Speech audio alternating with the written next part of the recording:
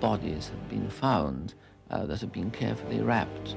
And it would seem that in those early days they had no conception of what exactly happened to a body after burial, and so they thought that by wrapping it up carefully they might actually preserve it.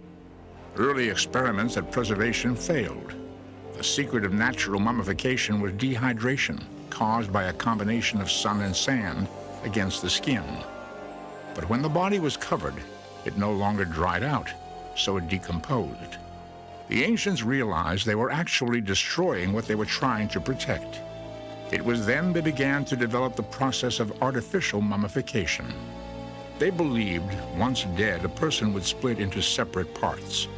The first being the physical body, the second, the person's spiritual double, or the ka, and the third, the deceased's personality, known as the ba, which is often depicted in ancient relief as a human-headed bird.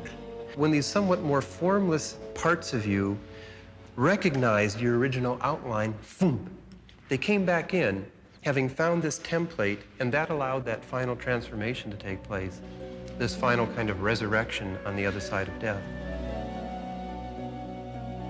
This final transformation enabled the reunited Ba and Ka to become what the ancient Egyptians called an Ak, a glorified being of light. For the ancients, mummification was essential for the dead to complete this final transformation. They hoped to preserve the physical body through the artificial process, and they hoped to preserve the spiritual aspects through prayers and offerings. If everything was done correctly, they believed a person could live forever.